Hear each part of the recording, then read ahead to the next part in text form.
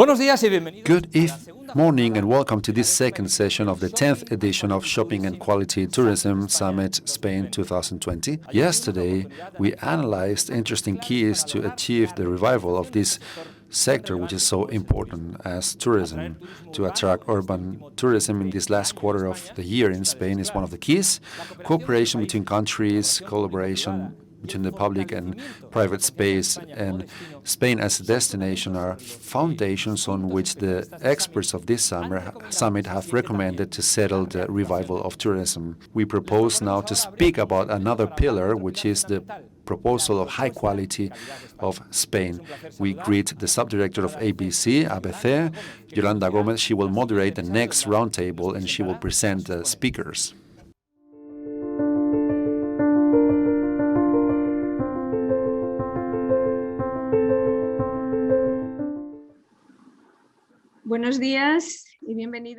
Good morning. Welcome to this roundtable to open the second day of the International Summit of Tourism. This roundtable will focus on the proposal of quality for Spain. We have Óscar López Águeda with us. He's the president and CEO of Paradores, and Eduardo Ceballos. I'm going to tell you a little bit about their background. Óscar López Águeda is quite well known for most people in Spain. He has a degree in political science and a degree in international relations by the Universidad Complutense in Madrid, and a postgraduate course by the Newcastle upon Tyne University in England. He's quite well known for most of us because he has been elected as Member of Parliament by the Socialist Party in 2004. He was there until 2011. He was a candidate for the Castilla and Leon government. He was a member of the regional parliament there until 2015. Then he was assigned as senator, where he stayed until 2018. Since then, he was appointed as the president of the Paradores public company. We also have Eduardo Ceballos with us. He's the president of the Spanish Association of Commercial Centers and Parks. He's the country head Spain of the Enimber strategy. He combines this as the director for Southern Europe and Netherlands in order to manage the projects of this company in these regions. He is an industrial engineer, and he joined Enimber in 2007 as technical director, and since 2009 he has been managing the company in Spain. He's in charge of the Italian magazine since 2017. He has over 20 years of experience in real estate, and before joining Enimber, he also worked in Ferrovial. Without further delay, we are going to start with today's topic, which is Spain's quality proposal. Yesterday, we had the opportunity to listen to the voice of many specialists about the situation of the tourism sector in Spain, which has been quite affected by the pandemic, one of the most affected in Europe. We can see the figures. We have lost a lot during this year, but we expect that 50 million less tourists will visit us this year. We will lose around 90 million euros in terms of income. Has quality tourism suffered as much as other kinds of tourism, or were there any differences? Well, I think there were differences. Compared to the previous crisis, we've all seen the effect of the previous crisis. That was a financial crisis. So luxury products didn't suffer as much. Now there is an element that affects everything, which is mobility.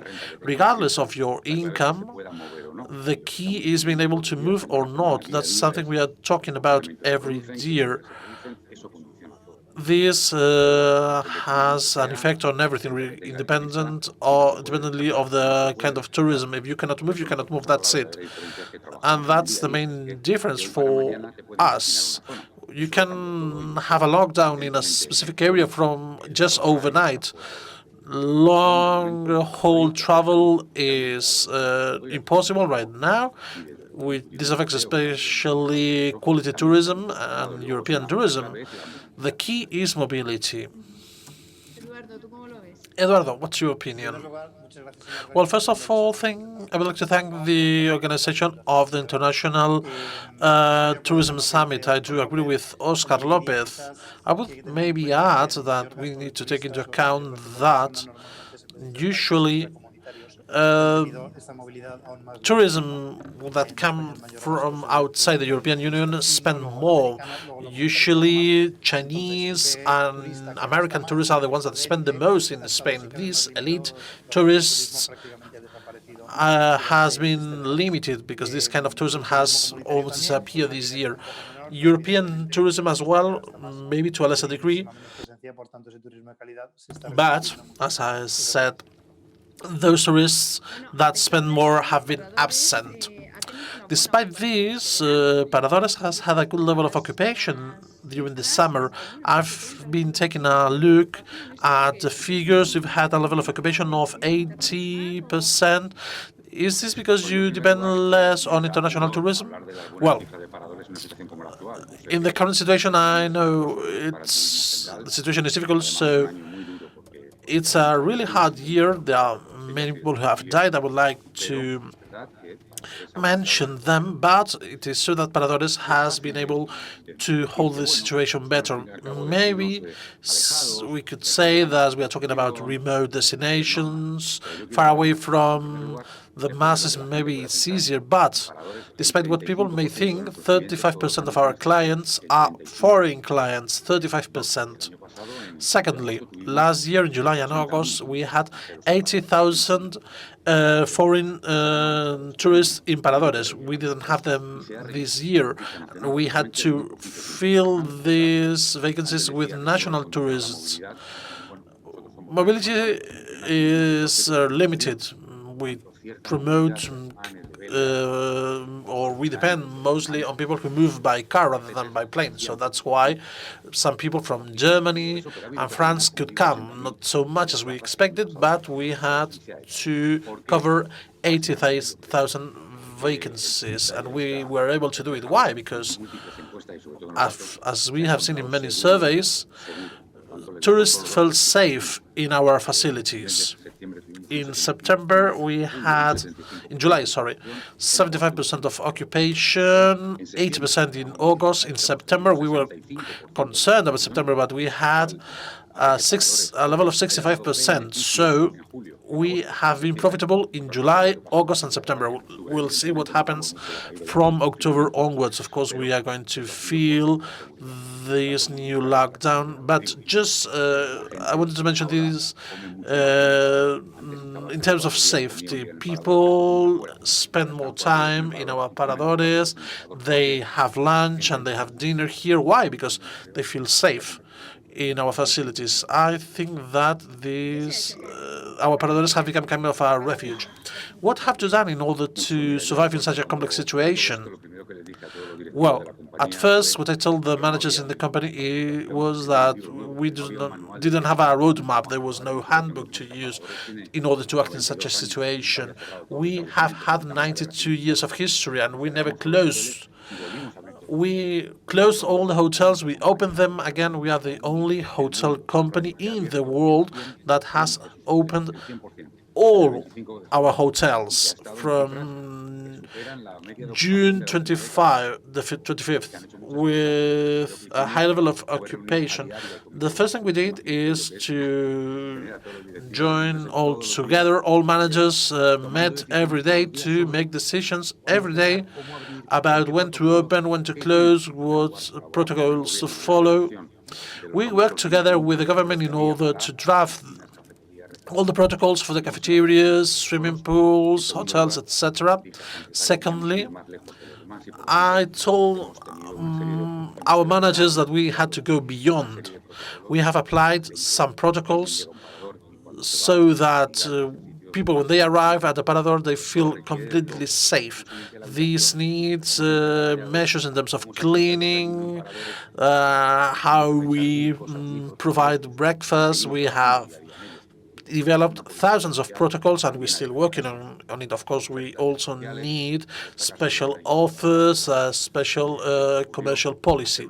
For instance, we have an offer for those people that have been fighting the COVID-19 in the front line. We have sold over 25,000 over 50,000 rooms for doctors, nurses, people who have been fighting the COVID-19 in the front line.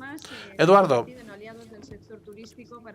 commercial centers have become allies for hotels in order to attract quality tourists, tourists that come not only to swim on the beach, but also to spend money. What is your experience with the pandemic? Well, there are many futures. There's the short term and the long term future. I'm going to talk about shopping tourism to mention this relation between tourism and shopping. Shopping is one of the main motivations for tourists in recent years. This has been fostered in recent years, and we have room for improvement. Tourists are a driver for luxury items in Spain. This represents, or used to represent until recently, 80% of the sales of luxury items. Well, the sand and beach tourism in Spain is consolidated, but urban tourism, quality tourism or culture tourism, in this case, we're talking also about commerce, it had been accelerated in recent years. There's room for growth. Madrid and Barcelona are among the main cities in Europe, in the world, in terms of shopping tourism. Just to show some figures, in the luxury sector, according to data from Global Blue, that is duty-free sales for tourists. In 2019, Chinese tourists were the ones that spent the most. Americans and Arab used to spend over 1,000 euros, and Russian tourists over 600 euros in expensive neighborhoods like Puerto Banús in Marbella, Diagonal and Paseo Gracia in Barcelona, etc., where we saw the highest increase. But this kind of tourism has a lot of room for growth. We also see a high level of concentration in Malaga, 6% and 5% in the Mediterranean coast. This kind of tourism represents 1% in the total percentage of visitors, but it represents 20% of the total income. So we see its impact in this kind of positioning. Of course, jewels, fashion items represent a high level. They were expecting to duplicate their sales until 2025, and we expect to recover this track of growth. I was saying that 1% represents 20% of sales. There is 80% of sales that are not positioned in this sense. We need to take this into account when we talk about quality tourism. We need to take into account those who spend more, but those that spend maybe not so much, but they are in the middle, let's say. They are not. There's an intermediate, there's a large spectrum, and in terms of commercial centers, fashion is the fourth industry in Spain. We have really large fashion companies like Inditex, Desigual, Cortefiel, Mango, Roberto Berino, Adolfo Domínguez, Purificación García, many shoes manufacturers. We have a really powerful fashion industry that we need to use to reinforce Spain as a brand. Commercial centers, street shops, this is an essential industry, which is an international benchmark that can be used in order to support quality tourism. In 2019, Spain was the European country that grew the most in terms of European tourists. There was an increase of 9% in sales for this kind of tourists. What are we observing in commercial centers?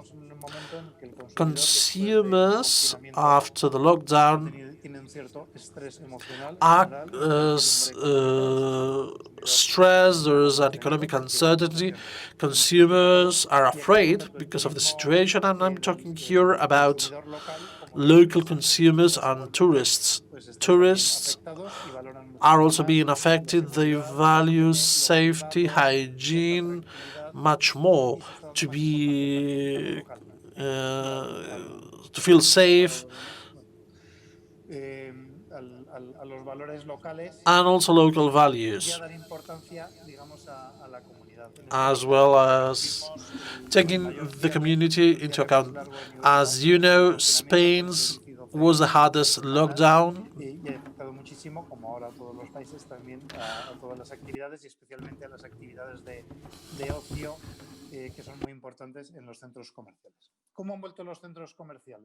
How have the malls come back? Well, the reopening was the 1st of July.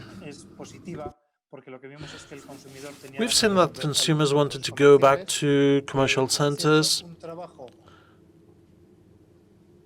So we have been working quite intensively in commercial centers. I'm talking about the buildings, but also about the shops. We try to convey a feeling of safety, to show that we have controlled spaces with all the necessary measures to also ensure social distancing. We've been positively surprised by the behavior of consumers. This is quite important. Given the reduction of people allowed, the queues are longer, consumers need to be much more patient, but we've seen that consumers are aware of the situation during the lockdown. Essential services were still open. Most commercial centers were open, but with a low percentage of open shops. During these weeks, consumers got used to going to commercial centers and following all the requirements in terms of safety. Our sector has been focusing on this a lot. We've shown that after the summer, commercial centers are safe spaces. We think that consumers have felt that they are actually safe. What is the change in the behavior of consumers when they visit commercial centers and shops? We see that they spend less time in the commercial center, usually, and they plan their shopping a little bit more. They go and buy the products that they need. In this case, the average time spent, the amount of people visiting, that is, when we talk about families or pairs, has been reduced. People have gone on their own to buy, and usually with a more planned shopping, but with a higher level of expense. That is, they know what they want to buy. In commercial centers, they go to specific shops, but the average level of shopping is higher. In June, July, and August, our estimation of decrease in sales, well, as an average, we've seen a decrease in sales. We consider it was around 20-25% in terms of affluence, but in terms of sales, we consider it's 10-15%. There are many nuances, however. Specifically in this case, averages can be deceiving. In this case, we depend highly on two things mainly: activities and location. In terms of activities that take place in a commercial center, the amount is similar or even higher to last year. This is due mainly to what happened to us as consumers. We have spent a lot of time at home. Many people are teleworking, so people are refurbishing their homes, buying electronic equipment, pets as well. Food, of course, the consumption at restaurant level has decreased, and people are eating at home. So we have similar levels to previous years. In the case of fashion, the levels are similar in for sports items, and if we go to fashion items to go to work, like suits, etc., there's been a decrease. Well, depending on the regions, there's been a different level of affectation. And then family leisures like birthdays, parties, etc., they have been affected, and cinemas. Apart from social distancing measures, cinemas are missing new blockbusters because the production of films had to stop. In terms of location, we see that there is a total disparity this year. Regions that depend on foreign tourism the most have been more affected. Commercial centers in the south of the Canary Islands, for instance, when they depend on foreign tourism, they have been much more affected than commercial centers in northern Spain, in the Cantabric region, where there were many national tourists. There has been a decrease, but some commercial centers in Cantabria had the same level of visits as in previous years. So we have two ends: regions that depend on national tourism, which have suffered little or have similar numbers to previous years, and then regions that depended a lot on foreign tourism have had a higher level of decrease. We've seen that there is a direct variance. I'm referring to commercial centers, but also about strip shops. We see a difference regarding the feeling of safety in the street and in retail. We see it week after week. There are regions that in the summer, as an average, had a decrease of 15–20%. If they have good indicators, they could show similar figures to last year. But regions that are currently, well, I live in Madrid, for instance, the situation in Madrid has worsened, and as the situation gets worse, this will have a direct impact. We see it week after week. We see worse results in terms of affluence and sales. This is due to the reduction of mobility and, of course, given the concern of society in the influence area. This is a highly volatile moment. The evolution of the pandemic will have an impact on retail sales and sales in shopping centers. Eduardo was talking about measures and the evolution of the pandemic.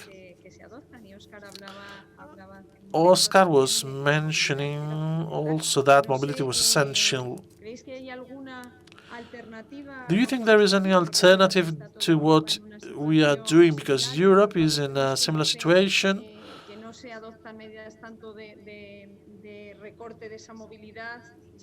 In some places, they are choosing different formulas and not opting for lockdowns. Do you think there are other possibilities that could be not so harmful for your industry?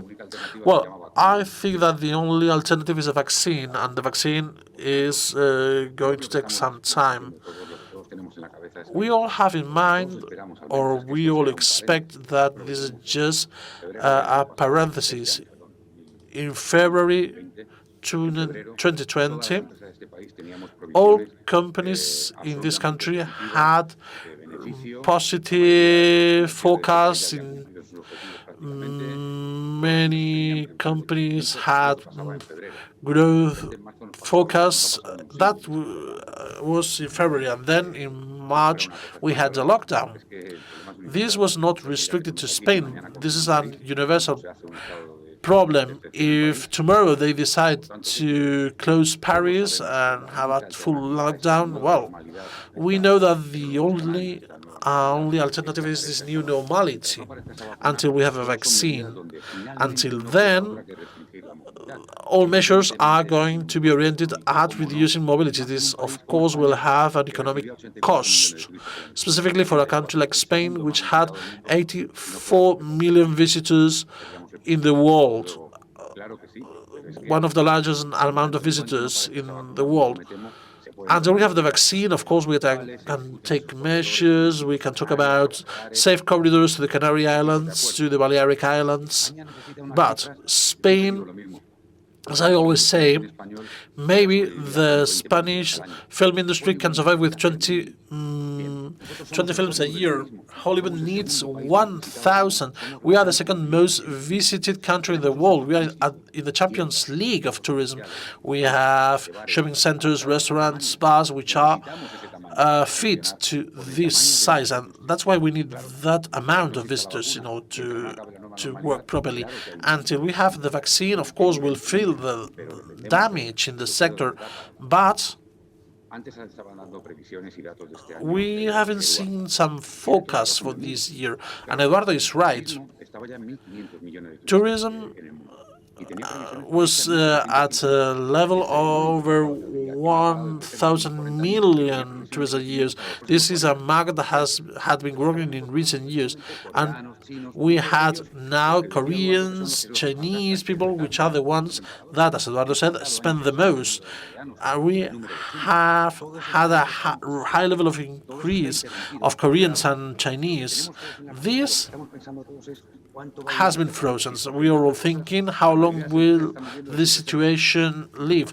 Most companies depend on their reserves. We are all working from and using our savings in order to survive. Is there an alternative to lockdowns? Well, these measures have been taken all over the world, in the US, in Europe. Until we have a vaccine, unfortunately, that's the only alternative. Do you think there is an alternative that could be not so harmful? Well, there are no magic alternatives. The situation is the one we have, and I think that society and economic agents are well aware of this. What we tell to the administration or to the authorities is, we try not to influence, but be sensitive. Among the different restrictions to mobility, we are affected by these measures the most. If you reduce the amount of people that can go to restaurants or shops, of course we'll have some losses compared to previous years, but at least you can keep the activity. However, mobility restrictions have a double impact. First of all, some consumers just stay at home, people who are not informed, elderly people that feel this uncertainty. And then, on the other hand, if you cannot leave a city because there is a lockdown, and then there is a city nearby whose commerce depends on that first city, well, there's a loss here. So when you can regulate with a reduction of the people allowed, this is less harmful than total lockdowns or total mobility restrictions.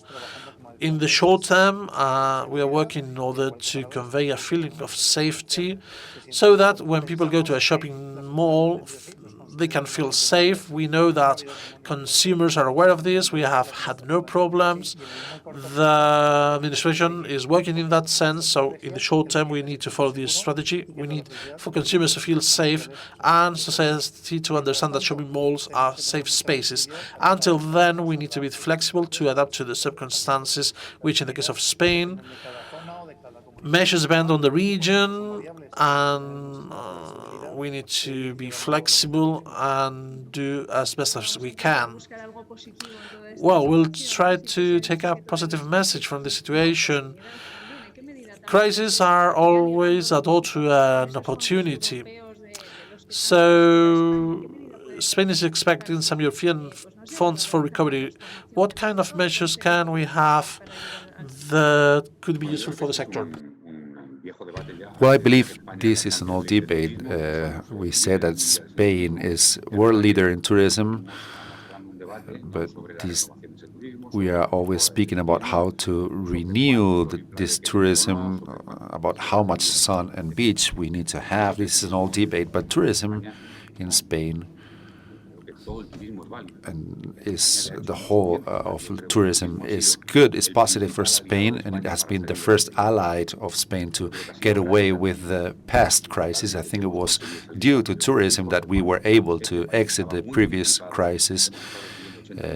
We were receiving 80 million tourists, which have helped us to grow GDP, consumption, and we need to give a bit back to this tourism. This is a historical opportunity, and I highlight this word historical. We need to use it only when this is unprecedented, and we have never had an European agreement to inject so much money. It doubles the European funds of the past.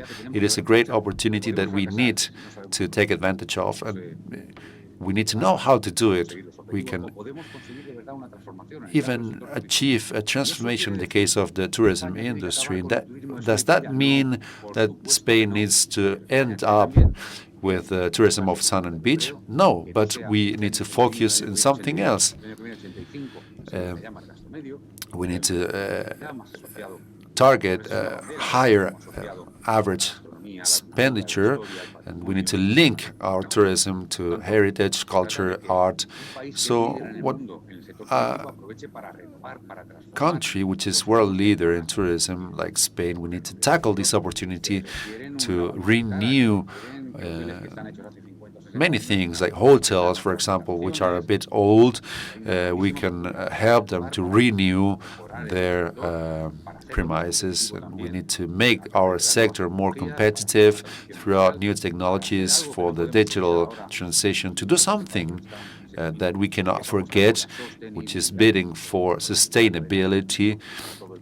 We are the first chain which finished with the single-use plastic, and we all have in our heads that Spain, when the COVID finishes, will not stop having wonderful beaches, wonderful gastronomy, castles, palaces. We will still have all these elements. Spain will still be a global product because it is, but we need to take advantage of this opportunity. And I highlighted this opportunity is historical. We need to take advantage of these funds to make our sector more competitive. No, we are in the Champion League, for example. We are competing with France or other countries which are in the front line. So there are two questions. Do we have the opportunity? Yes. We do have it, and we have resources for it. Can we spoil this opportunity? Yes, but we can also do it properly if we all work together, private and public sector. We can put forward reforms and to take advantage of our resources and be even more competitive. Eduardo? Well, crisis and opportunities. This crisis is being very harsh for many people. But in the case of shopping centers, it is true that Spain has around 20% of the market share of commerce, and this concept, this mode of commerce is very resilient, and we have much investment in it, and it evolves quickly. And with this crisis, some changes are going to accelerate, and shopping centers as a concept of commerce and model of commerce can be reinforced. But speaking about commerce and shopping centers in general, there is a variable which is online commerce that we need to take into account because it is a crucial element of commerce, and it is also a cross-sectional element. And what opportunities do we have with this? Well, the parenthesis that Oscar talked about, we hope that it is just a parenthesis, but In this parenthesis, some trends are being accelerated that we saw before. In this sector of shopping centers, Spain has an average of shopping centers similar to other countries in Europe. We invest in improvement of the premises and centers. It is a sector which in these past years has received investment for digitalization. And I'm speaking about shopping centers, but also the operators, the brands, the stores, big brands, international brands, but also local brands. We are the consumer has changed. In some articles, we see online versus offline, but the reality is that both of them go hand in hand. E-commerce will still grow for next year, but the good thing is the interaction. All consumers are consumers both of physical stores, but also in e-commerce. The situation, the logistic cost for the brands is more cost efficient when the delivery of the product is made from the own store. They save in transport. There is a logistic savings, and the brand can convey the values of their brand to the customer in a very direct way. And this can be done in the market of luxury products, luxury goods, where there are CRMs, social networks. And in this sector of luxury goods, it's important to convey their values in their store and to provide a service that the customer likes this brand value, to see it in the brand. So I'm speaking about the high quality model, so the control of the sector of commerce in general and also in shopping centers.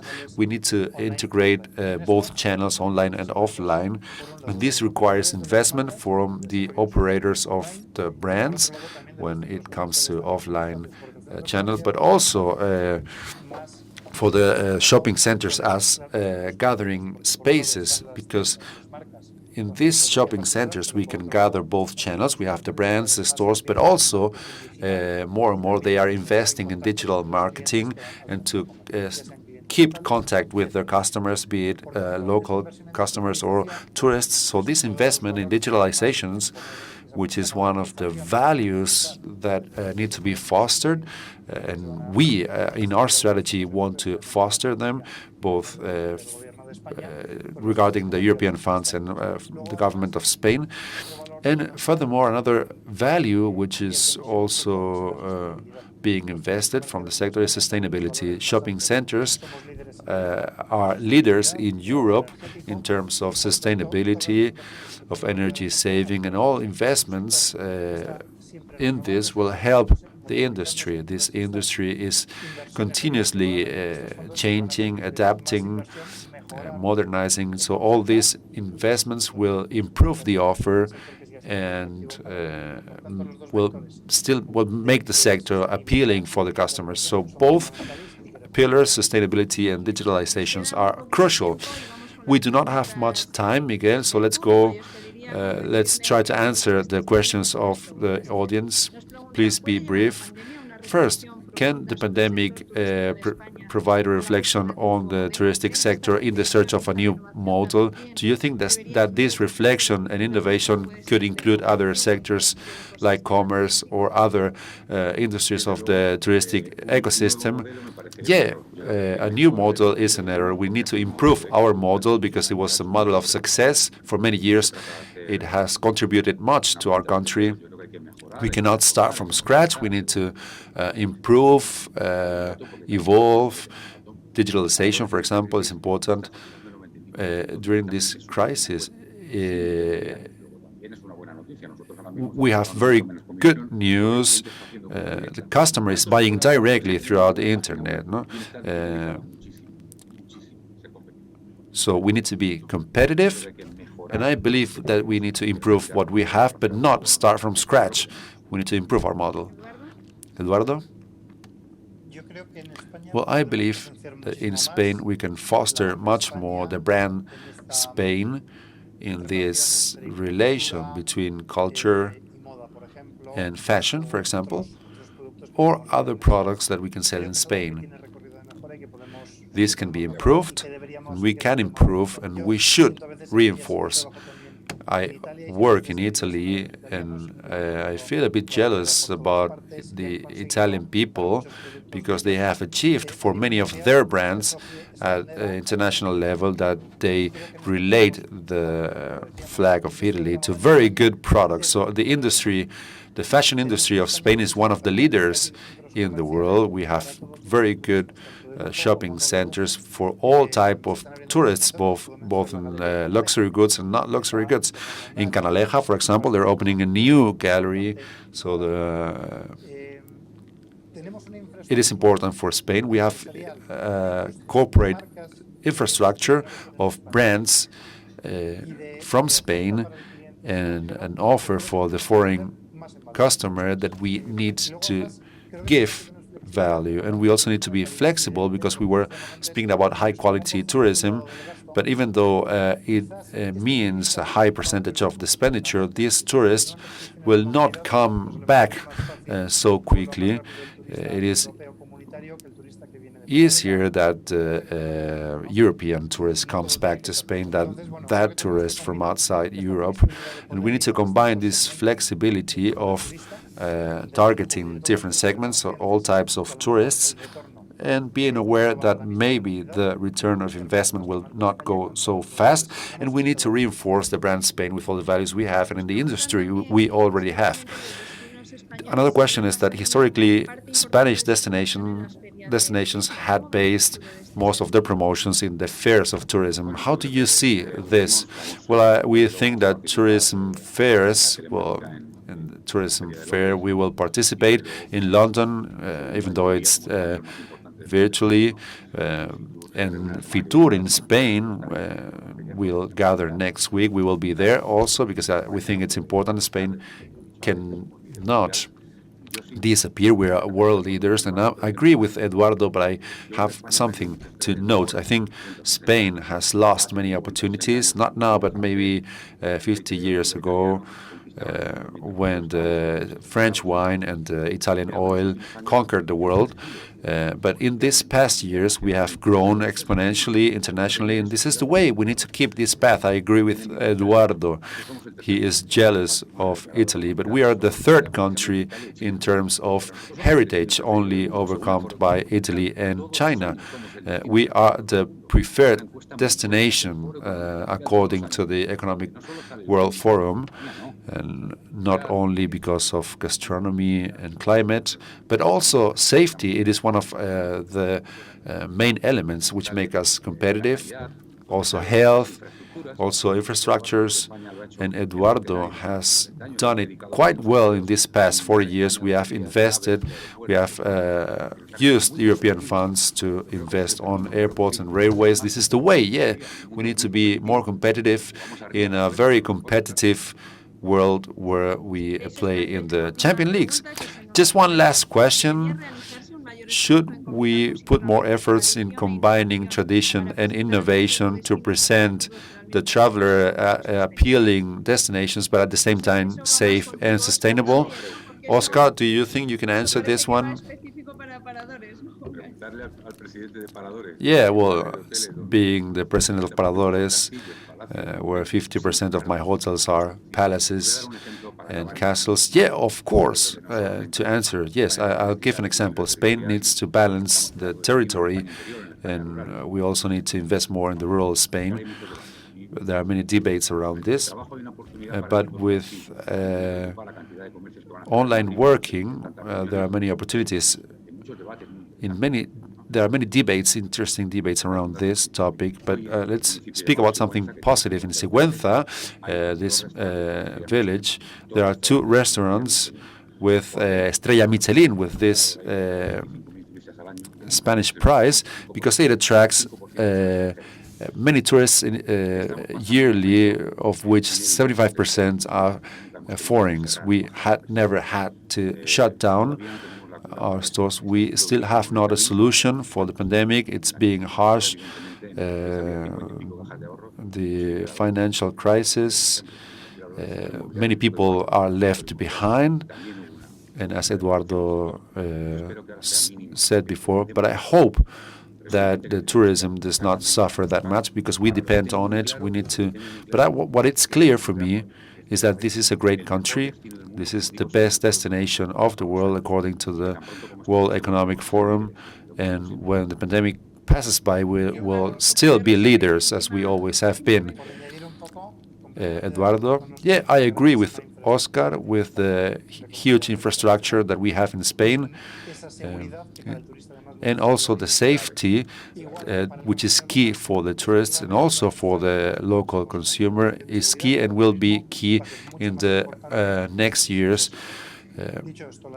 Said that, technology, well, Spain is leader in terms of technology, in terms of companies working in Spain or being from Spain. They already have a good technological investment, but we need to give more value to them. For example, industry of fashion, we need to keep working on it. Technology is an added value. We have the infrastructure, we have safety, we have the cultural values, and also some Spanish brands, and highlighting and valuing more the Spanish brands can help us in this way. Well, thank you very much, Eduardo Ceballos, President of the Spanish Association of Parks and Centers, Oscar Lopez, President of Paradores, and thanks to the audience. Let's hope that this is just a parenthesis and that Spain and the high-quality tourism is reinforced after this crisis. Thank you very much. Ha resultado muy interesante esta mesa. It's been very interesting, this roundtable, where we have heard the president of Paradores saying that they had received local tourism this last summer, and now we're going to go to a coffee break to meet back at 10:15. We will speak about investment, technology, and sustainability, and we will have with us the Ministry of Commerce, Xiana Mendez. Let's go back in 15 minutes, and you can see the videos of our sponsors during these 15 minutes, technology and Madrid as destination. Let's meet back in 15 minutes. Decían que la tecnología nos separaba. Hoy somos testigos de que es justo lo que más unidos nos mantiene. Decían que las redes sociales estaban cambiando nuestros hábitos. Hoy vemos que nada puede cambiarnos. Decían que la tecnología nos robaría algún día el trabajo. Y ahora es, precisamente, lo que a muchos nos permite seguir conservándolo. Decían que nos habíamos vuelto egoístas por estar pegados al móvil. Hoy, gracias a ellos, conseguimos que nadie se quede atrás.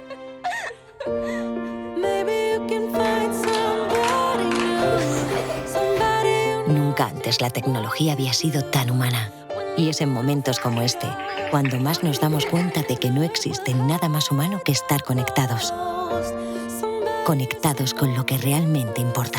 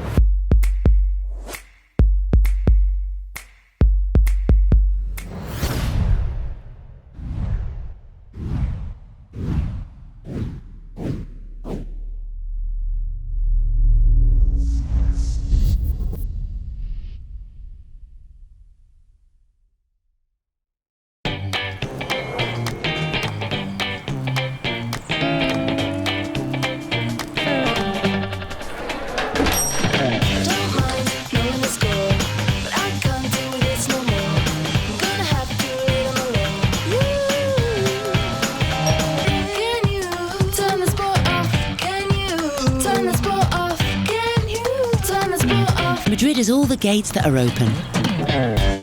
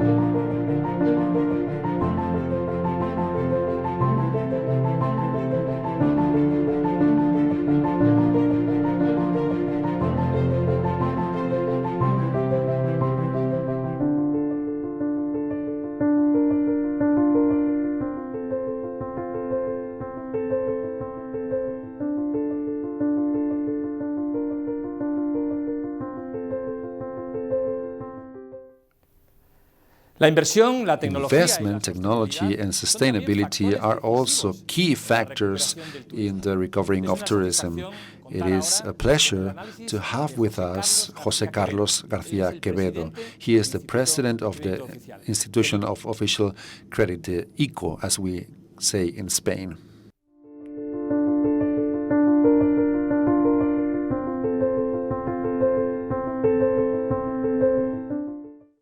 Muchas gracias. Quería empezar Thank you. Thank you very much. I would like to begin my intervention by thanking the organizers of the 2020 edition of the Shopping and Quality Tourism Summit. Thank you, Isabel, for the organization too.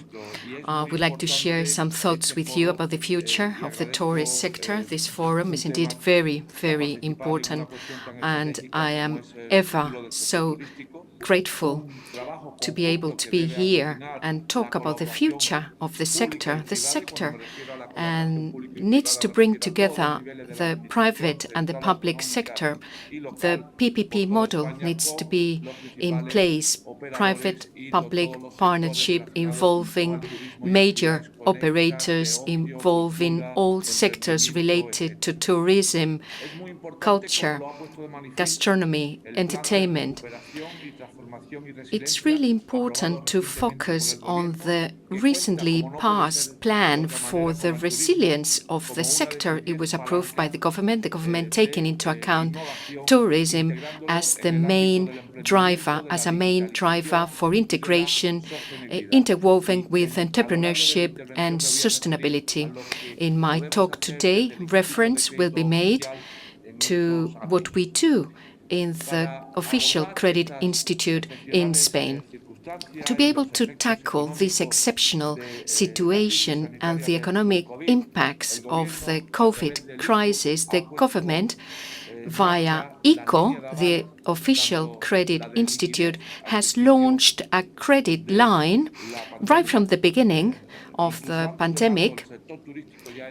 Before March, actually, tourism was a priority recipient of funding, the credit line being extended to cover a greater amount of money, a lot of transactions being completed. But as I said, this funding line was extended in March to facilitate payments throughout the supplier chain to ensure the survival of the productive fabric in the tourist sector, which accounts for 10-12% of Spain's GDP, whether in employment terms or in other aspects. The sector generates a huge amount of value added. So right from the beginning, ICO thought tourism and all other tourism-related activities had to be supported. It was a priority with us, absolutely, and we did follow up things very closely to analyze and determine whether the credit line was reaching all the necessary stakeholders. More than 8,000 operations and transactions came through, amounting to over 600 million euro funding. Tourism and any related activities account for 8% of the total funding. 153,000 operations were completed and receiving total funding amounting by the end of September over 15,000 million euro, together with the Thomas Cook funding line. Spain was one of the countries with the highest capillarity level. Let me explain. We cover small-sized companies, freelancers, really tiny companies, and all sectors. Some international studies have been conducted, such as the one by the European Central Bank and the recent report by the International Monetary Fund. These reports point to the high effectiveness of bringing together funding lines in Spain as passed by the government at the end of March. That credit line is about to be completed, 100% completed and allocated. And in summer, in August and September, a new credit line was commissioned for investment with an additional 40,000 million euro, and in June the first 8,000 million euro were already allocated, encompassing encompassing, all productive sectors, of course, tourism included. Line for credit lines for SMEs, for the tourist sector, a dedicated line was also passed. And an investment credit line was also launched in a very flexible manner, this ensuring the adaptation, the extension of activities in all sectors, including the tourist sector, adaptation to the new scenario, to the new context, and even for the new reopening of their activities. So this credit line will be available till December next year. The European Union is also thinking about extending the deadlines.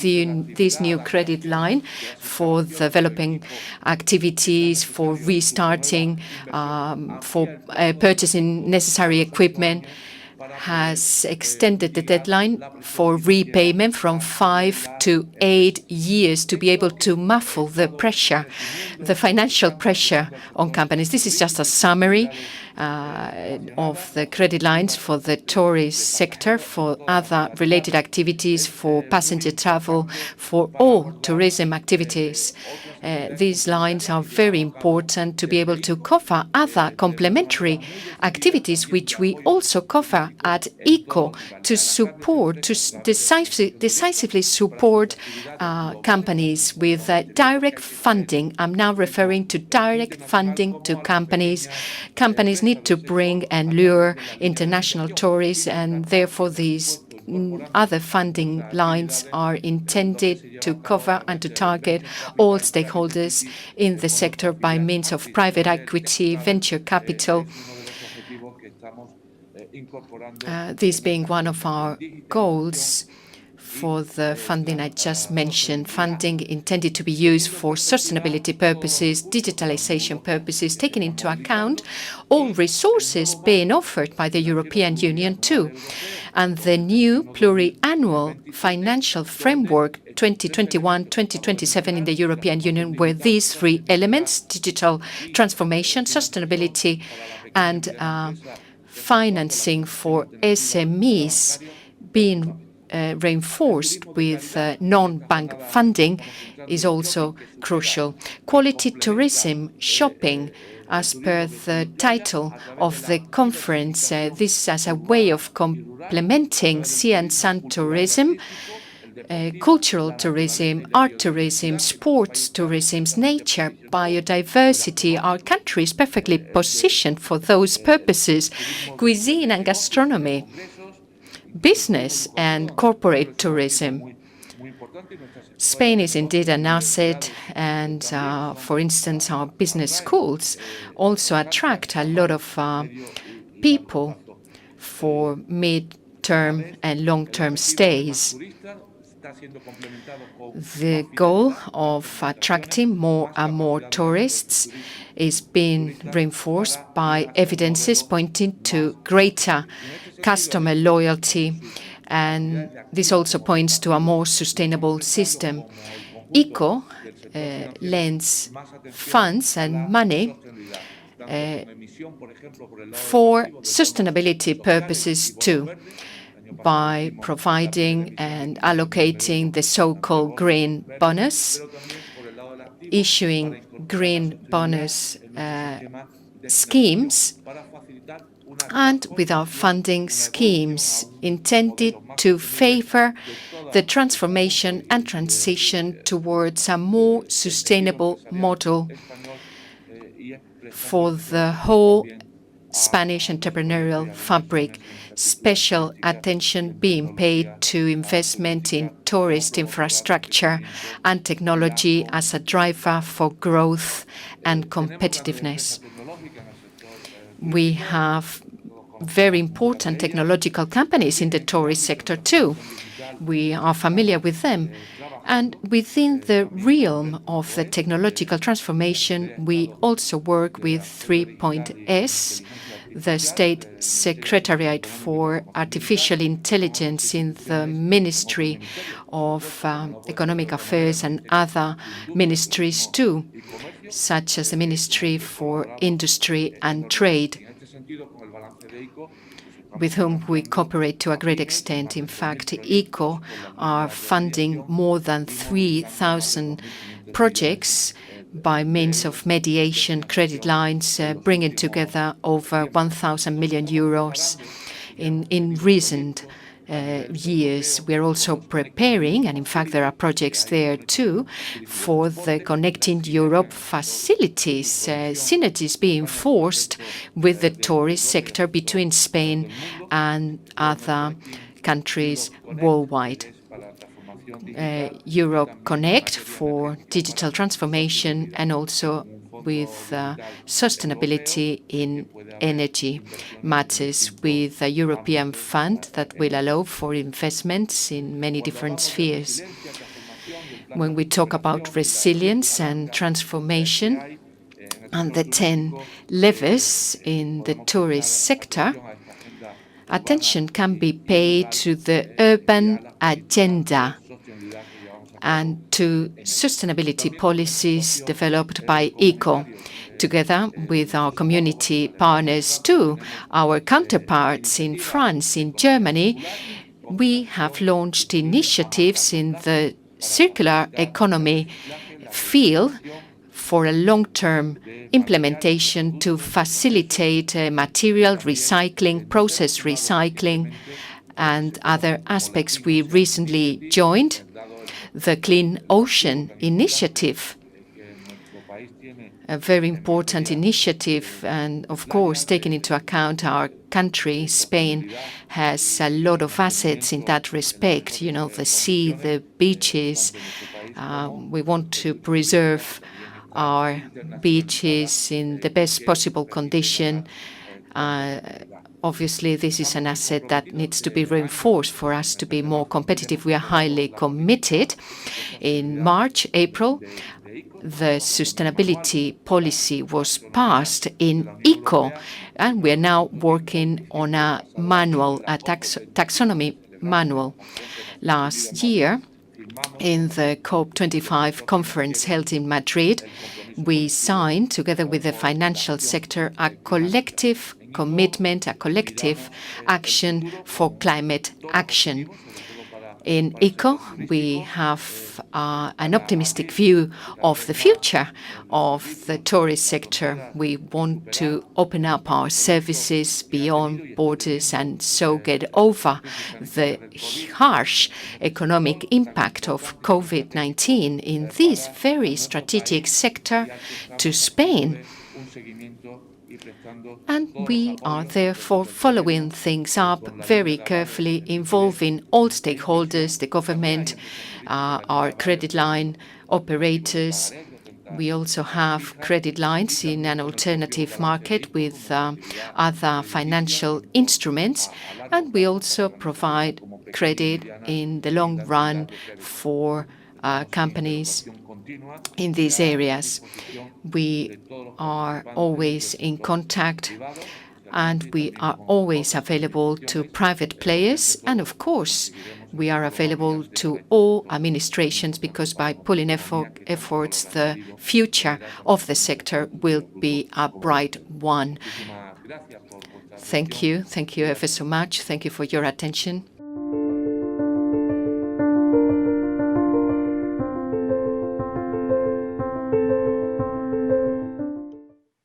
Well, thank you, José Carlos García Quevedo, President of the Spanish Credit Institute, ICO, for his presentation, for his analysis. Let me highlight that ICO has undertaken in 130 operations having to do with tourism, and the funding accounts for 15.5 billion. Let's talk about technology and sustainability. We have very reputed speakers. We have Manuel Villante, General Director for Strategy and Development for Renfe. How are you? Good morning. Very well. Elena Díaz-Allejo Rodríguez, Head of Public Affairs and Corporate Communications with Samsung. Elena, good morning. Welcome. Hello, good morning. And Jorge Schurrenberger, who's partner director for Transport Hospitality and EMEA Services at Deloitte. Good morning. Welcome. Okay, let's talk about investments. And to begin with, I would like to ask you to provide your views on the EU Recovery Fund's Next Generation program. Some 140 billion euro may be earmarked for Spain, and approximately 17%, some 23.5 billion, would be allocated to the recovery of tourism and to the modernization and updating of the industrial fabric. My first question to you is, how should these funds be allocated? Let's begin with Manuel Villalante. Good morning again. When I am asked about the recovery plan and where to undertake an investment, I always try to be pragmatic. We are undergoing a considerable epidemic. The damage is unheard of, but we're moving towards a change in the tourism, mobility, and transport modality, and we're changing the different industries towards a greater efficiency, including transport and transport. We're changing the tourism monoculture, so to speak. So this pause has accelerated these processes, so we need to make the most of these funds, of these recovery funds. So it's a way to overcome a crisis with solidarity across Europe. We need to go back to the avenues pre-pandemic and move forward.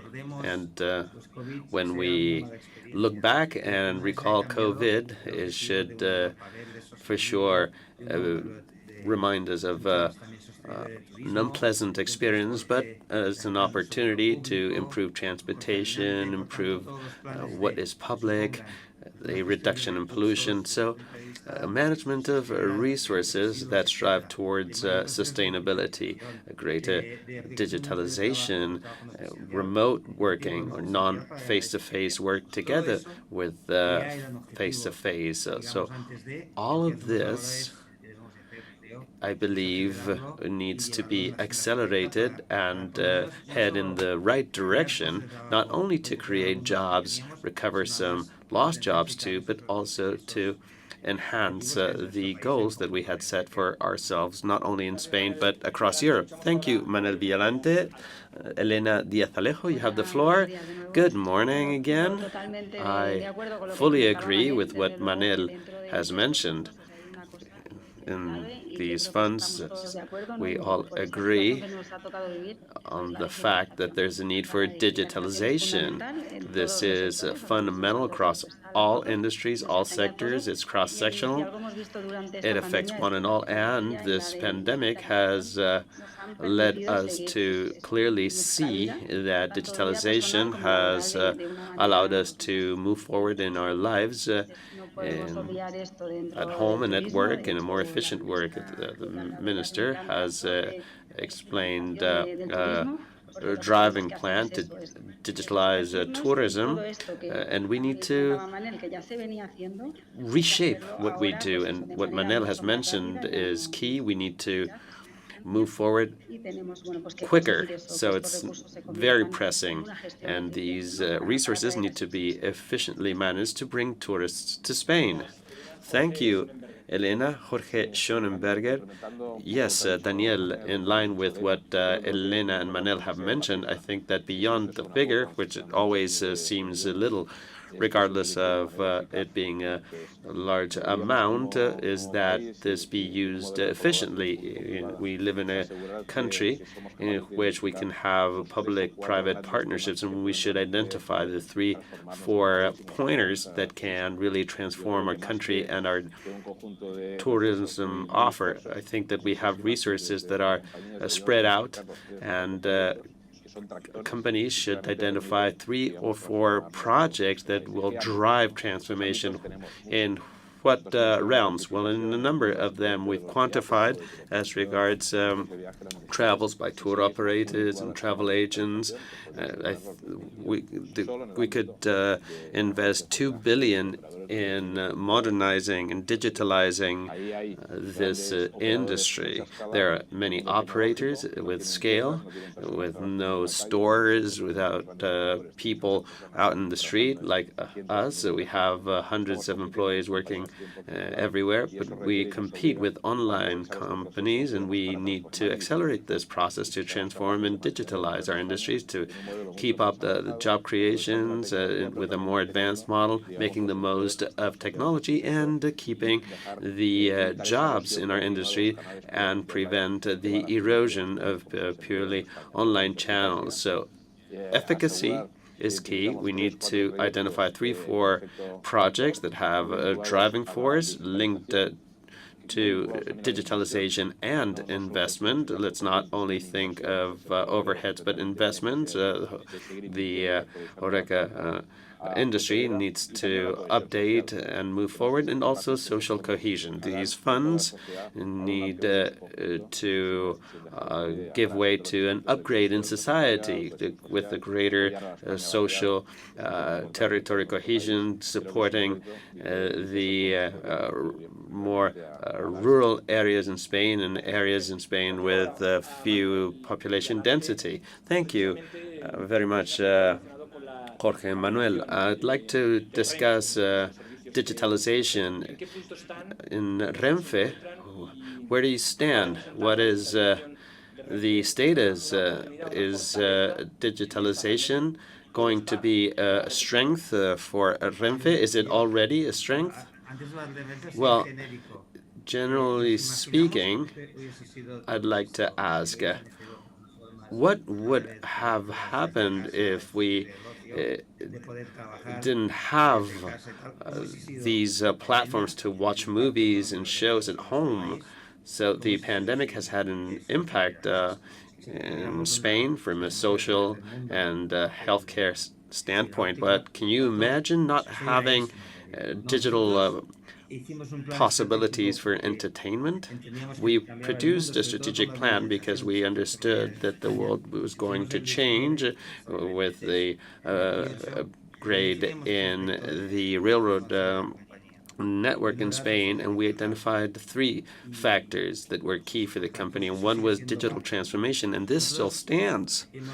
We need to attain an improvement in efficiencies from production, back office, or internal processes and procedures. But for us, digitalization, this is key, and we mentioned this with the recovery plan. The idea is to improve client experience.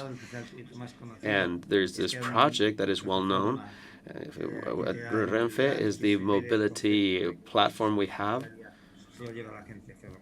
And this needs to be present across the board, because the public transportation system has no borders, in the sense that one can drive their cars if it's a car sharing, but then they can take the train, or somebody can ride their bicycles and take their bike on the train with scooters. So people use many modes of transportation, and we need to be able to have one single method of payment. We have the Renfe Pass, and with these developments, we're improving access and efficiency. For example, be it in signals in the airport or on the road, this is something that you can access via cell phones, via smartphones. So this might sound a little bit like a slogan, but we need to stop transporting people and rather accompanying people.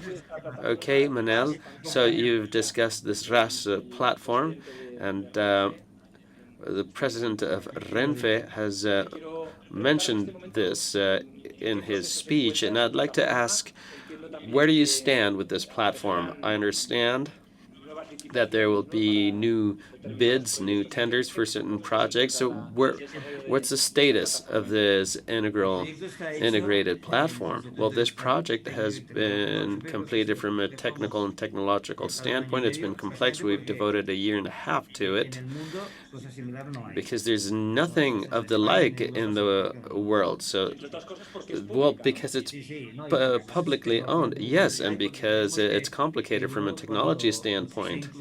And we want this to be inclusive and to be rolled out globally. So, for example, say somebody in the States may have this platform and download the app or use the platform in New York, and then when they land in Madrid, that the passengers should be able to use any mode of transportation. We're looking at the legal implications, and we intend to open the tender over the next week. So we're almost there.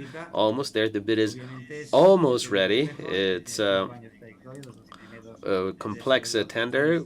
We need to take into consideration that it'll take 2 years at first for design, and then more time for inclusion, digitalization. We need to undertake efforts that have to do with B2B, B2C. So it's a 5-year project. They're 5 years ahead, but hopefully in year 1 we'll have a minimally viable project, to use an ICT jargon, and we want to get it started when we need companies to not only help us but to share our idea and to have a will to establish a partnership, as Jorge has mentioned. So we want a model that involves a co-management, management between the public and private sector. So it's almost ready, as the president has mentioned, and it's about to kick off. Okay, yes, it's about to kick off. The ball is about to start rolling. Okay, Elena, you're with a technology company, Samsung, and for there to be technology, there has to be innovation. Am I right? Yes, exactly. At Samsung, we have this in our DNA. We undertake in very heavy investments in R&D. It's a Korean multinational, and R&D is basically the most important part of the company because we seek to develop technology solutions to improve society. In tourism, as Manel has pointed out, smartphones at the end of the day are at the center of a tourist's travel experience, because when does the journey begin? Well, when you're looking up for destinations and you make reservations, you look for hotels, you pay. We have Samsung Pay, this platform, and we have this new initiative, RAS, by Renfe, and you can have this on your cell phone because your life is in your smartphone these days. So what we try to do is to enable technology integration with a view to improving user experience. And there are countries where we're working on an electronic ID card. Yes, thank you. I wanted to ask you, you're working with hotels too, with monitors or screens in hotel rooms, for example, in order to segment services. That is right. Another component is precisely that. In hotels, we have screens, and some 50% of screens in Spain are Samsung, and what we want to do is to have appropriate technology that improves the management of hotels. We have the Link Cloud, and if a person uses services in their hotel rooms, we can learn about their likings, their preferences, whether they like to watch soccer, if they look for stores and see if they're teenagers or if they're older. We can learn about the tourists, whether they're traveling for business purposes or whether they're on vacation. So it's important to have the data to analyze the latter, and through this platform, we will be able to generate flows so that hotel managers can send out specific promotions on the basis of what they did. So we improve communication efficiency between the hotel and client, and profits and performance goes up because you're offering what they need. Jorge, Elena has mentioned the importance of data, big data, and tourism intelligence in your area and transport and hotels and restaurants. How important is big data and technology going to be? Well, we mentioned this earlier. Manel has provided a good example with us. It's bringing closer technology to citizens because technology now is spread out, and the idea is to bring it together in one place. And Elena has mentioned screens in hotels, monitors to tailor what is offered to clients to just really personalize what you offer. So big data is key. Without data, we fly blind. It's like oil these days. I think that digitalization is strategic and it's worth investing because it's a safe investment because you get to know clients better. You need a lot of big data, a lot of analysis because clients increasingly manage many data and access the latter across many devices. We also need to realize that this improves client relations. Like, for example, you can use an app or television and allow for consumers to establish a dialogue with their service providers. And then there's the third area in digitalization is key, so that people, when they work, don't depend on the space, the physical space. And if there's a lockdown or an inability to move around, you can still work, you can still keep going, and this flexibilizes processes, and we depend less on physical location. So digitalization is critical, and it's fundamental that this unfortunate situation with COVID, at least the silver lining is to accelerate this process in this industry that had already started, but it needs to move faster, and we cannot stop because it's an advantage. It's a competitive edge that we gain. Okay, Jorge, you have an interesting observatory. You work with many companies. I'd like to ask you, how are Spanish companies doing as regards digitalization, and what are the lessons learned from this pandemic? If, and I understand that we've learned anything. We're learning how to work remotely. We have some strengths. We've accelerated the digitalization process in the pandemic, I take it. Yes, as for the maturity of sectors having to do with transportation, tourism, and services, very greatly. And some companies have invested heavily.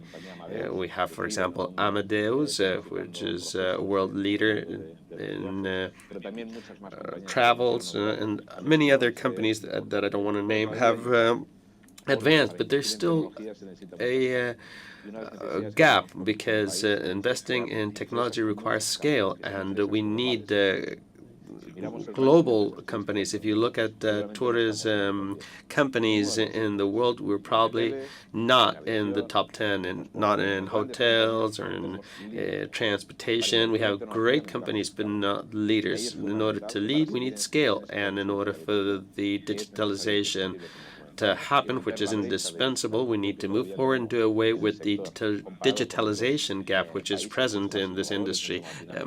And we need to do more as compared with other countries. We need to do more to consolidate the different industries, to move forward, to gain size, and be able to compete with Booking or Experian. And we need to really move forward and not lag behind, because they're eating away a big chunk of the pie. And this transformation process needs to lead us to a state in which all of our capacities can be really made the most of. I love the RAS project at the Renfe, and hopefully this will be a model that can be exported elsewhere in the world. So I think it's not only a defensive approach, i.e.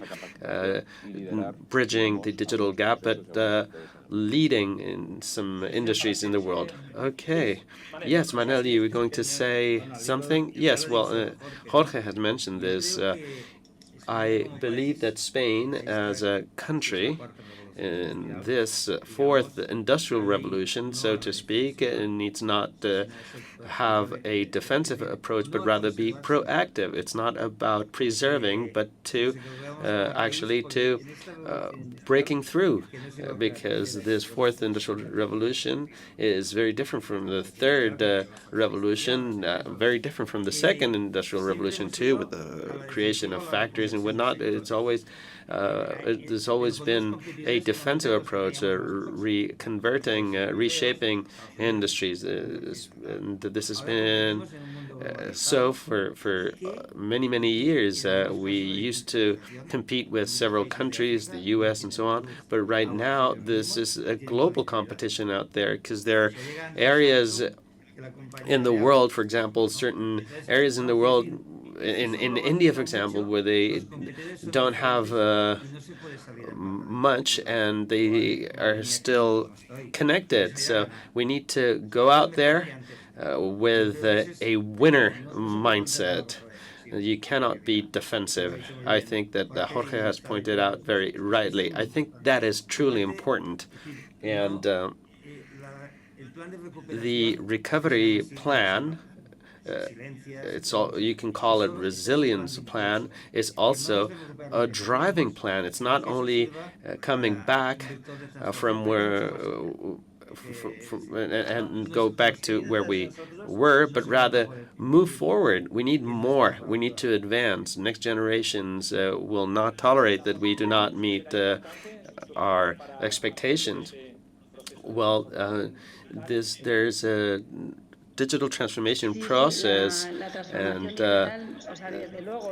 what do you think, Elena, with this regard? Well, yes, indeed, this is something that we had been doing for years, and we don't want to go back to where we were. We want to come back stronger, and this means accelerating what was being done for the past years. And I believe that technology and digitalization is what will allow for this to happen. It's going to be the catalyst that allows for a recovery, a quicker comeback, and in a more effective, efficient way. Okay, well, there are projects with Samsung that has to do with the training. Do they focus on technology or other areas? Well, of course, Samsung, we're always at the disposal of SMEs, which account for an important stakeholders. We work with BIMES, Celera.es, and in our corporate citizenship program, we train the young in new technology, because digitalization is important, but talent is important too. We need talent, and right now everything is changing at a huge speed in this fourth industrial revolution, and by 2030, according to the latest studies, the jobs that our children will have, 85% have not been created yet. Those but not only it's not the position, but it's actually the actual work, the actual jobs haven't been created. So we need to do more to develop apps. We need to do more with the Internet of Things, AI, everything that is already a reality, and we cannot lag behind and not make the most of this talent and these opportunities. So we have training programs for young people. Jorge, are Spanish professionals skilled enough to undertake in this digital transformation with if we compare this with other countries? Danny, concerning tourism companies, when you go abroad, when you are accountable, when you are responsible, when you travel about the world, Spanish leaders, Spanish managers are highly appreciated. We have a lot of good managers, good directors, good CEOs in air carrier companies, for instance, airline companies. They are absolutely proficient and talented. Having said so, progress needs to be made. We are to ensure that everybody working in these sectors, as Elena rightly said, are provided with the right tools for them not to lag behind, for people to use technology and therefore provide better services, for them to work from home, and all the knowledge built up based on big data should then be made available for a better usage from wherever you are. I believe it's fundamental to train people. To me, innovation is critical. Investing in technology and innovation is all very well, but it needs to have repercussions on jobs. It needs to create jobs. We have to become drivers, and multiply the effects of technology. There are winning models there, and those models combine technology with people, with the person, with the staff, and all that can be applied to transport, to tourism. That philosophy of being at the service of consumers, that needs to be fostered, encouraged. People, machines, data, intelligence. That's a winning combination for us to reach a critical mass of people to continue working.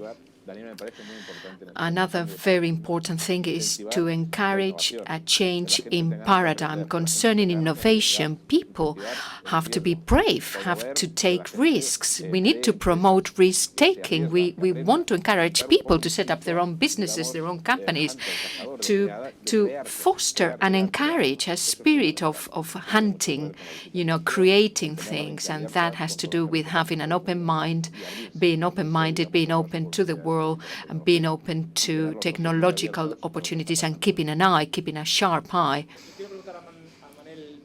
I would like to ask a question to Manuel Villalante concerning the Red Lab initiative, business incubator. I think this is very much in line with what you just said, innovation boosting. What's the situation of your business incubator? Who benefits from it? What type of profile can be targeted from your incubator? Well, our human capital is our very best asset in our company. Of course, a service vocation, but that goes without saying. We try to generate talent, and there is a lot of talent in Spanish universities, by the way. I think Spain is great concerning education, but we are to recruit and keep talent. And that's very important too. Jorge said it before. There are many managers, many executives around. I've been a teacher myself. I've been a lecturer. And in the past, yes, you would go and stay abroad for a while. You would work abroad, and to learn what you couldn't learn in Spain. But your goal was always to come back. But my son, for instance, did not know whether he was going to be able to come back, to return to Spain. Things have changed. Startup is a way of making the most of talent, indeed, or channel that talent that is there. We have a startup based on an agreement with Telefónica and an initiative intended to encourage business models stemming from an idea for a micro company to be set up, a startup to be set up. We help them in all possible aspects. And then if the outcome, the results of that business are good, we transfer them onto our own products. We apply them to our goods trains, to our digital services, to our digital portfolio. We're going to have now our 4th call for the initiative in November, I think. In December, I think it will be launched, and we shall fund 6 startups for a whole year. Well, the initiative is 2.5 years old, our Red Lab initiative, and some startups are doing fine already. Their systems being recognized, being acknowledged. I could give you examples such as the use of CCTV cameras for specific purposes, So it makes sense, yes, to channel talent to our activities. One of our startups also conducted some pilot tests that have proved effective. And yes, talent needs to be made the most of in Spain, of course, and abroad too. And that's really the very goal of the initiative, to try and retain and keep talent, and for this talent to concentrate on the transport world. Okay, let's now open our last block to speak about sustainability. Jorge, how important is it? How important is sustainability for tourism at this moment in time, at this very critical moment in time, and in this really serious patch we're going through? What's the role of sustainability? Will it become a decisive factor for tourists in the next few years? Is sustainability an element for their decision making? Or, in other words, is sustainability profitable? Well, that's indeed a good question. I've noticed something during the COVID crisis. Sometimes our discussions are too simple, if you know what I mean, or a number of variables are combined, but they do not make sense together. The attitude of a leader, the attitude of a person who is responsible in business is to attain and to get 2 things to work properly, for instance, or to solve problems in a more complex manner. Let me explain. The discussion is now between health and the economy. That's true. It's a fake discussion. Both things need to be improved. It's not a black and white thing. Another discussion argues that if the economy is protected, growth, jobs will grow, but the planet will have to be neglected. That's absolutely false, in my opinion. We need to do both things at the same time. We need to be reinforced, strengthened as a society, but our ability to take care of the planet needs to become stronger too. Yes, we are to protect the airline industry, but we could have planes that produce or cause less pollution, we can reduce the use of plastic materials at the same time. We can use more noble materials. In all sectors, that transformation should be more environmentally friendly, more respectful of people too. I believe an axis for transformation, in my opinion, is an axis in which proposals for funding from the European Union are launched. One of the criterion should be if these transformation projects prepare us better for the future in a positive way. Yes, wealth needs to be created, but in a healthy manner, protecting users, protecting the planet. As for consumers, till only recently, nobody was willing to pay, the additional euro for a more environmentally friendly hotel.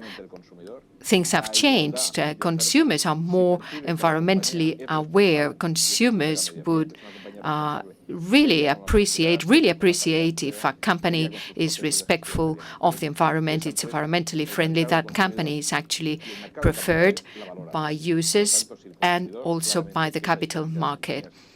So companies that are responsible will be sought after, will be more sought after, because consumers seem to now value those aspects to a greater extent. Elena and Manel, yes, we're talking about sustainability, we're talking about people, but that concept could be extended or transferred to another topic, to cohesion. There is a project Talk, addressed to people with ELA or ALE, amyotrophic. Yes, in Samsung,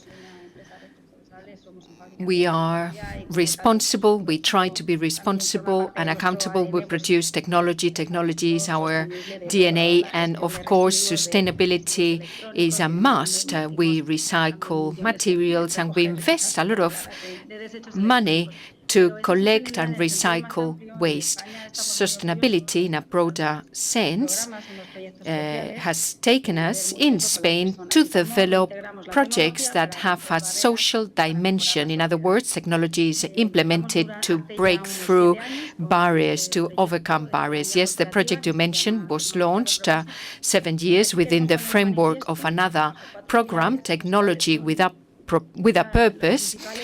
It is based on major axes intended to improve society through technology. These 4 areas are education. In education, we liaise with all regions in Spain. I don't have the time to explain the project in detail, but it's really interesting. We also focus on welfare and accessibility, as is the case with the project you mentioned. In fact, an announcement was made only recently, but work has been done for the past 2 years. This project is about an application which uses a webcam for people with impaired mobility. We seem to have issues with the sound. Elena, sorry to interrupt you, but you were not there for just a fragment of a second. Can you hear me? Can you hear me? Yes. Could you please summarize what you just said a minute ago about the Talk project? Sorry. Yeah. Project Talk has been developed for the past 2 years together with Foundation Thumb. It is intended to improve the life of patients. Technology development has allowed a person with impaired mobility to utter words which then transform into oral words to so prevent these people from being further isolated. Through the Internet of Things, they can do a lot more things. The application has a reader, and it reads the iris of your eye. This allows these patients to turn the telly on, for instance, to put the lights off, etc. We also work on cultural aspects, cultural issues, employability, welfare. Culture is indeed an important element in tourism. In this respect, we have signed agreements with major museums. These agreements are in place, have been in place for quite a few years now. For instance, the agreement with El Prado Museum. So we do improve the experience of visitors when they are in the museum, for them to have a great experience. We also have agreements with the Archaeology Museum, Palacio Real, the Royal Palace. Manel Villalante, I have a question about your master plan, the master plan that began in 2018, which runs up to 2020, and it has to do with climate change. Are your trains less polluting now?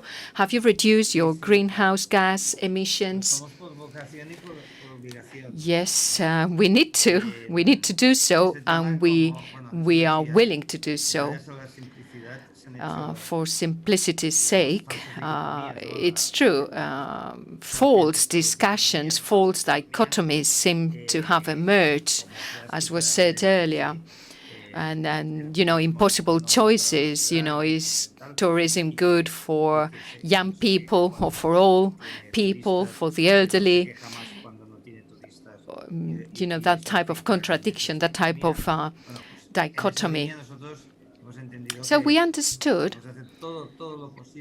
that we had to do everything we could to reduce our carbon footprint to the very minimum. And we have succeeded in doing so. We use very little non-electrical fuel in our energy transition. A roadmap was passed last week by the government concerning railways and the use of hydrogen as a replacement fuel for diesel. We are on an experimental situation in Europe in that respect, but we can assure something. 100% of the power we use in our headquarters, in our offices, not only on our trains, 100% of that energy is green, is renewable. Sometimes there are false dichotomies too concerning the fact that you can pollute when you arrive at the destination. Spain has made huge efforts in that regard, and the awareness is there. Spain was one of the first countries in using renewable energies. Unfortunately, changes in tax sort of stop that development. But the will is there, no doubt. The willingness is there, and we were leaders in renewable energy. We have a lot of sunlight. The sun brings a lot of tourists, but the sun is a source of energy. We have wind too. We have a lot of things, actually, and we need to pay good attention to get things to come true. And of course, trains, our railway company is part of it. Our plan includes thorough controls on our energy consumption of all types, and we follow things up very, very closely on an ongoing basis, and we do fulfill our energy targets. We are a sustainable means of transport, and we want to be a sustainable means of transport. because it's part of us. It's part of us, and we are part of a value chain. Sustainability cannot exist if we are not a chain, a full chain. We cannot be simplistic. Is tourism sustainable? Well, it depends on all elements on that chain. Sustainability is a broad concept, is a broad framework. It's not a matter of whether you pollute more or less. It's a huge picture. Thank you, Manel. We have 1 minute left. Can I have a final thought from you? 15 seconds each for you to share with all the professionals in the audience a final thought, a final reflection. What is the key, in your opinion? What is the most important element to give tourism a boost in this very critical situation? Elena, thank you. The key, in my view, is private-public partnership. The key is digitalization as a facilitating element in the change, in the transition, digitalizing tourism in a sustainable and sustained manner. Thank you, Elena. Jorge Schopenberger. 3 elements, in my opinion. First of all, to keep on helping companies to survive. Things are not yet finished. The crisis is still there. The situation is really, really tough. So companies need to be supported. Number 2, to support relevant transformations with ambition, being focused on very few things with a great impact. Let's select 3, 4, 10 very relevant elements which can operate as drivers in the sector versus excessive capillarity. And number 3, a winning mindset. If it doesn't kill us, it will make us stronger, and then we will make the most of all our capabilities that can be then exported to other regions in the world, being leaders. Thank you, Jorge. Manel Villalante. Well, it's a bit of an oxymoron. Okay. Let's go forward. But if we go back, let's be prepared with a package of cross-cutting measures. And let's go for it. Let's try to be better than we were before, not where we were before. And nobody should be left behind. Thank you. Thank you very much, Manel. Thank you, Elena Diaz-Alejo, too, the Director of Corporate Citizenship in Samsung. And thank you, Jorge Schopenberger, Director for Transport, Hotel Sector and Services in Deloitte. Thank you ever so much for your very interesting contributions. And thank you for being so specific and practical when you talked and addressed things that are happening right now. It's time to close the summit. We will proceed in a minute with the closing event with Jorge Hereu. Jorge is the president of the organizing committee. We have other authorities in the closing ceremony too. Thank you.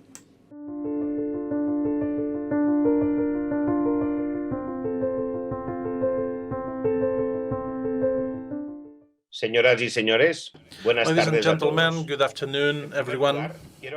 First of all, I would like to thank the Secretary of State for Commerce, Shanna Mendez, and I would like to thank her for the support of this event.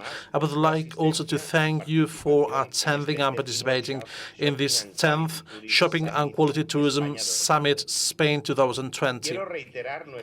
I would like to reiterate our thanks for your interest and dedication, specifically for those in the public and private sector that have participated as speakers, moderators, or speakers in the roundtables. I would also like to thank you for your support for organizing the summit, Renfe, Tour España, Madrid Destino, the World Tourism Organization, EFE, Vocento, and Hosteltour. Before finishing the summit, please allow me to highlight some reflections that we understand that will be key for the short and medium-term future of the touristic sector in Spain and its ecosystem. First of all, we need to support companies in the sector in terms of liquidity.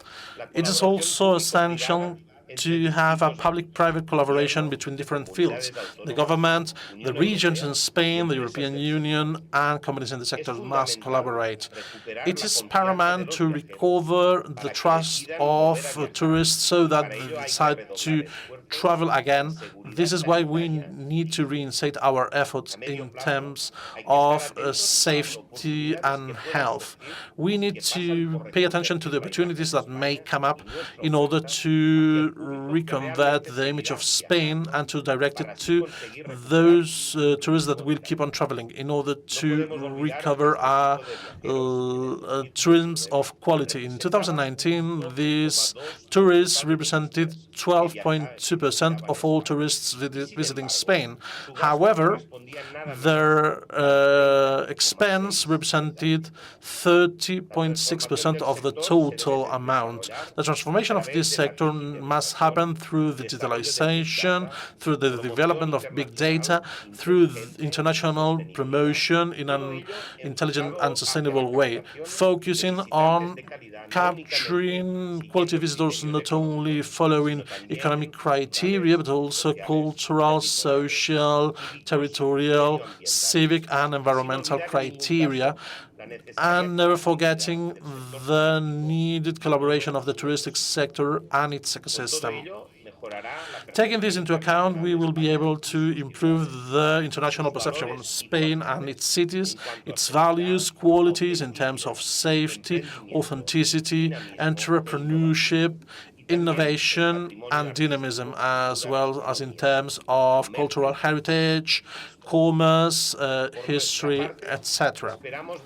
We expect to see you again soon in order to launch new proposals for a better future of the touristic sector in Spain and, as a consequence, for the Spanish economy. Thank you very much for your kind attention, and thank you very much for your participation. President of the Organizing Committee of the Shopping and Quality Shopping Tourism, Jordi Hereu, member of the Organizing Committee's authorities, friends. It is an honor for me to participate in the closing of this event, in the 10th edition of this event, this year in virtual format, as we need to adapt to the pandemic. But along these 2 days of work, we have spoken about main topics, the main challenges of the tourism sector. We have analyzed the impact of the pandemic.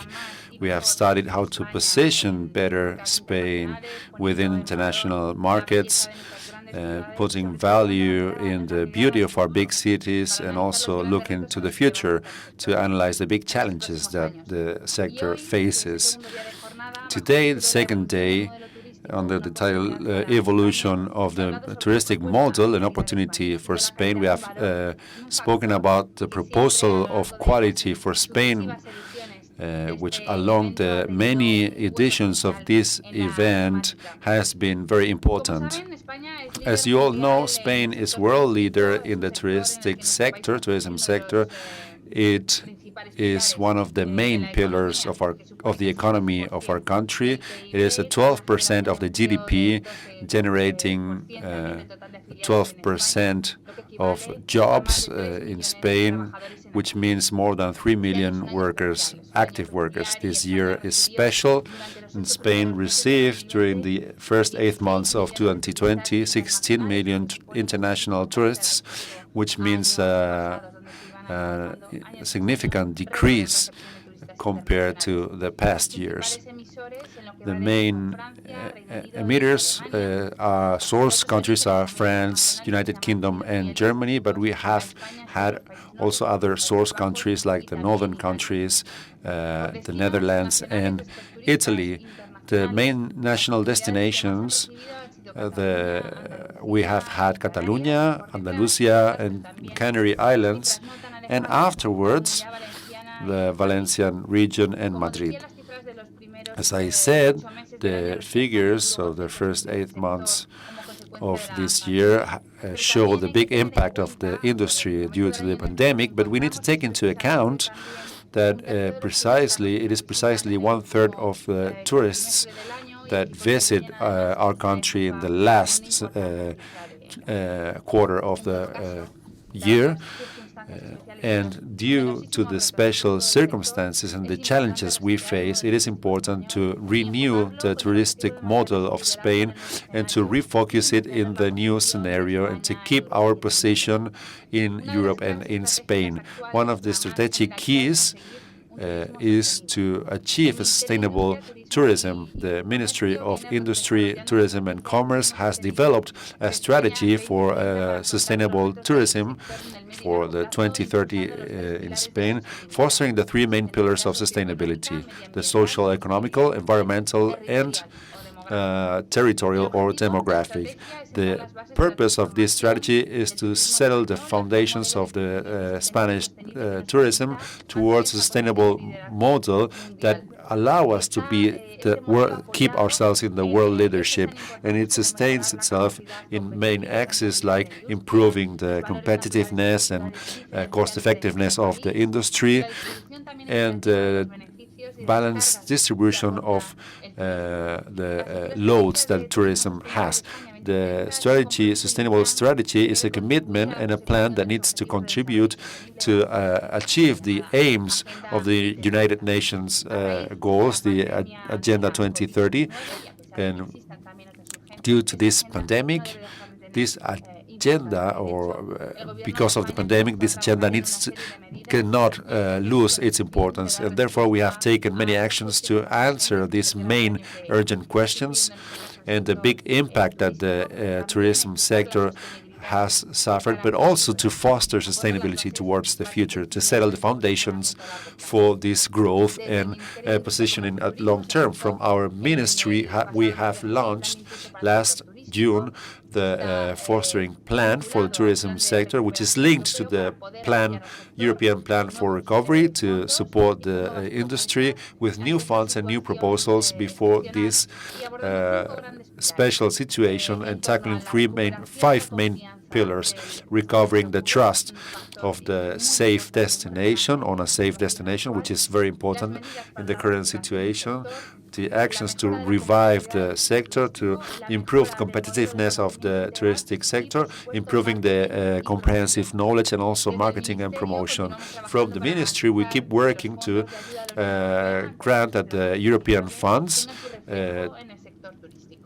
reflect on the tourism sector, and the government is right now trying to channel these European funds towards the main driver projects where tourism plays an essential role. And to foster the recovery of tourism, we need to take selective actions to adapt to the different regions or islands. So at international level, it is an urgent need to recover the demand and to work on a global framework of coordinated actions to recover the trust of the travelers and to foster the main cities, which is one of the main tools in order to foster the tourism at international level. And here commerce plays a very important role as social cohesion element and as an appealing element in terms of international and national tourism. The ecosystem of different industries related to tourism presents synergies and potential development strategies that we have been fostered from our ministry. Commerce can appeal the tourism to widen the possibilities and the quality and competitiveness of the industry. And sometimes the borders, the limits are not clear between tourism and leisure. We have seen opportunities in train stations, and it has been one of the main pillars of our tourism industry. How we shop also makes a better experience in the shopping and also recovering the trust of the customers. We need to offer a quality offer, an innovative offer, innovative proposals, generating a shopping experience which is satisfying and appeals the Spanish tourist and makes him want to go back to shopping. From the ministry, we are working to foster the synergies between tourism and commerce, and fostering the shopping commerce, and also taking into account that tourism provides a demand of goods and services which require a proper answer of our commerce. So both sectors need each other, appeal each other, and generate synergies. When fostering the shopping tourism, we need to highlight the work of Spain throughout the biannual marketing plan, focused in capturing certain profile of tourists, which is more prone to shopping, characterized by the cultural, gastronomic, and also shopping in their travels. This plan is also fostering the appealing of faraway market tourists, for example, from Asia. They are very important in terms of shopping. And also, the shopping tourism has been very visible not only throughout marketing actions taken by the councillors of tourism, but also throughout the different promotional tools that Spain has. On the other hand, we also put our best efforts in order to foster and reinforce synergies, and we are still working on different actions to look also for different actions outside the framework of the health crisis. We keep our collaboration with the Chamber of Commerce of Spain to foster also the retail commerce, and also by the digitalization. We include also events of training, and we have also the purpose, the aim of improving the offer and service of high quality, targeting the foreign tourists. Also, for example, with campaigns, dynamizing campaigns, and cooperating with commerce associations, with local authorities, in places where there are more higher figures of tourists, improving apps or maps, or improving the offer in general. On the other hand, from our ministry, we are fostering the industry and including actions to foster the shopping tourism, and also cooperating with the Secretariat General of Tourism to modernize the commercial access where there are more tourists. We live unprecedented times where the tourism industry has been badly affected, and also the commerce industry, and therefore we need to find answers for the urgent needs, but also for the new strategic challenges at long term, which allow us to position the Spanish tourism sector as a future sector, fully adapted to the new challenges that we face today, some of them derived from the pandemic. The main challenge that we face in the tourism sector is recovering mobility, both at national and international level, and it needs to be safe mobility, referred in terms of collective transport, and also in terms of the perception of all these elements. The aim is common. We need safety both in the source country and also in the destination. The second challenge is the uncertainty, and it's also a priority because even though we have more certainty than in the previous months, we still live with some certain level of uncertainty, and therefore we need to provide ourselves with the elements that make us more resilient towards the changes of the future and new moments of uncertainty.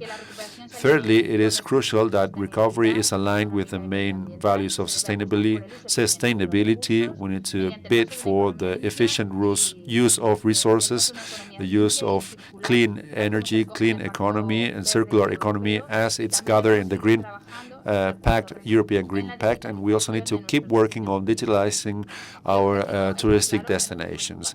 The aim is shared, is common, and it is to keep our leadership as a touristic destination which is sustainable, innovative, and having a clear competitive advantage. And it is we need to keep working in the environment of cooperation between the private and public sector.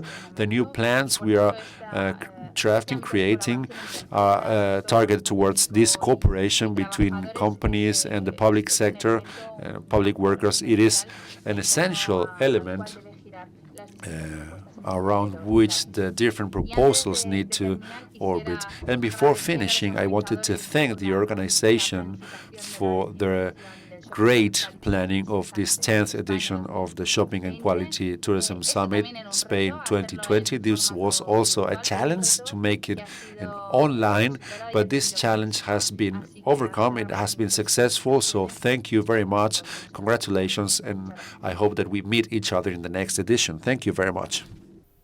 Señoras y señores, muchas gracias por Ladies and gentlemen, thank you very much for your attention and for being here in this 10th edition of the Shopping and Quality Tourism Summit Spain 2020. We hope to see you back soon, and let's hope we do it face-to-face. Mahatma Gandhi said that the future depends on what we do in the present. I'm sure that we all wish that the actions and decisions we take today lead us to this promising future that we need and we deserve as a country. It's been a pleasure to be with you. Thank you very much.